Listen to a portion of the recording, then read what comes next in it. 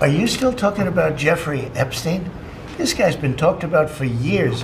You're asking, we have Texas, we have this, we have all of the things. And are people still talking about this guy, this creep? That is unbelievable.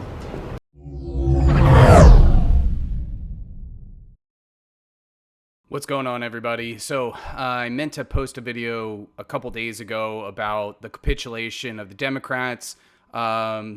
Suffice it to say, Chuck the Cuck sucks, and the 8 Democrats in the Senate who folded and voted with Republicans to open the government again with zero concessions also suck. But there is some good news. There is a silver lining, and I'm here to talk about it right now. But before we get into it, please remember to like, subscribe, help me grow the channel, and let's not dilly-dally. So, the good news number one is, with the government opening back up, Adalija Grijalva, who was the longest person ever to have to wait to be sworn in. I think it was like 50... It was over 50 days that she had to wait to be sworn in, gave a fiery speech, and basically said her first order of business is to sign the petition for the discharge petition for releasing the Epstein files. So, in light of that, they had like a stage 5, emergency meltdown meeting where Trump called people into the Situation Room and was like, oh my God, what are we going to do? And was trying to get people like Lauren Boebert to flip. It doesn't look like that's happening. And then the other thing that's really crazy today is that a bunch of emails got released by the House Oversight Committee. And those emails undeniably, inextricably show that Trump was at Epstein's house with girls. So I'm going to read a couple of these, and boy, he's in really, really deep water. So here we go. Private correspondence with Ghislaine Maxwell. Jeffrey Epstein wrote in 2011 that Donald Trump, quote, spent hours at my house with a victim of sex trafficking, referring to Trump as, quote, the dog that hasn't barked. And then as we go down, basically, this is from Robert Garcia. He says that the more that Donald Trump tries to cover up the Epstein files, the more that we uncover. These latest emails and correspondence raise glaring questions about what else the White House is hiding and the nature of the relationship between Epstein and the president. He says the Department of Justice must fully release the Epstein files to the public immediately. The Oversight Committee will continue pushing for answers and will not stop until we get justice for the victims. So here goes one of the emails, and there's like 20,000 of these or something like that. This one is between Ghislaine Maxwell and Jeffrey Epstein, and she writes, I want you to realize that that dog that hasn't barked is Trump. The name has been blanked out. It just says victim. Spent hours at my house with him. He has never once been mentioned. Police chief, etc. I'm 75% there. And then the response is, I have been thinking about that, ... So, confirms Trump was at the house with a victim of Jeffrey Epstein. Game, set, match.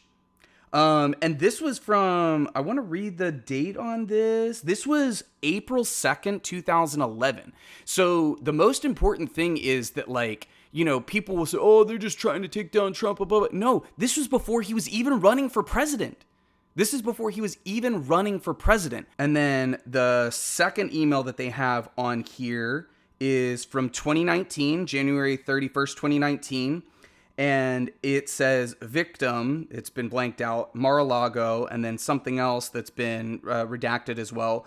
Trump said he asked me to resign, never a member ever. Of course he knew about the girls as he asked Ghislaine to stop. This third one on there is from 2015.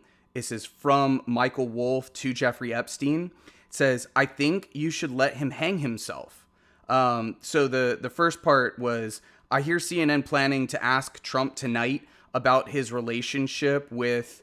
either on air or in scrum afterwards. And then it says, I think you should let him hang himself. If he says he hasn't been on the plane or to the house, then that gives you a valuable PR and political currency. You can hang him in a way that potentially generates a positive benefit for you, or if it really looks like he could win, you could save him generating a debt. Of course, it is possible that when asked, he'll say Jeffrey is a great guy and has gotten a raw deal and is a victim of political correctness, which is to be outlawed in a Trump regime.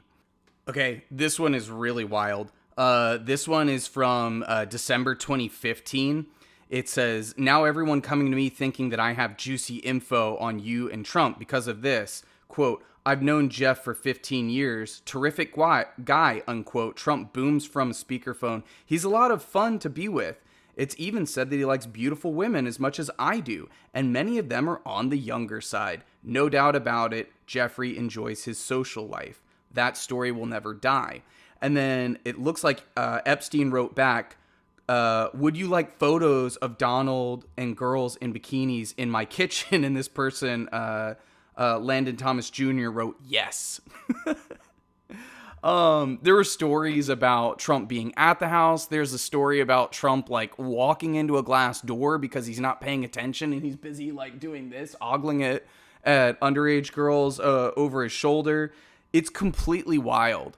And like I said, I think I read somewhere there was like 20,000 of these. So I'm not going to go through all of them. The biggest point I mean to make here is this, is that like a lot of this stuff is all coming out from before Trump ever ran for president. Okay, so this isn't like, oh, they're just trying to like do this to wreck his political career or whatever. And the other thing that's really crazy is that Steve Bannon, who is one of Trump's chief political strategists during his first term, and he's a total Trump cuck, and he's gone out and said that everybody needs to just kind of get acquainted with the idea that Trump's going to be president again in 2028, and we just need to deal with that or whatever. Epstein and Steve Bannon also had deep ties, and I think that Bannon was one of the ones who said, if there's anybody who can take down Donald Trump, it's Jeffrey Epstein. So he knew. He knew that he had the dirt on him back around the first time when Trump ran for president. And then the really wild thing, and I think that this is super important to remember, is that when Jeffrey Epstein died, when he killed himself in prison, who was president of the United States at that time? It was in 2019, and it was Donald Trump. So Epstein gets locked up. Trump, I am sure, is the one who put the hit on Epstein, and I don't think that that's tinfoil hat. I don't think that that's conspiracy theory. And it's all coming to the surface, man. They cannot hide it. It's been kind of like a slow drip, but the floodgate is about to open. And I think that Trump is fucked. I really do. There's zero way he can wriggle out of this, because like as much as they try to hide the Epstein files, some of this information is actually coming from the Epstein estate. And in that email, the one of the first ones I read, where it was talking about how Trump was actually with a girl who was trafficked, like a teenage girl who was trafficked at Epstein's house. That means, because we all know Epstein kept a lot of cameras and microphones and stuff, and his shit was bugged to the high heaven, there is probably video of them somewhere. So I think that it's for sure going to get out. I don't know how Trump's going to wriggle his way out of this. And the only thing that is a positive coming out of the fact that the Democrats utterly fucking betrayed the country and didn't get any concessions from the Republicans after the 40-day or whatever it was government shutdown is that this is coming out now. And so I can't wait. I can't wait to see him go down. So that's all I got for right now, guys. Please like and subscribe, and I'll see you in the next one. We'll keep following it because I'm sure it's just going to get juicier. Peace.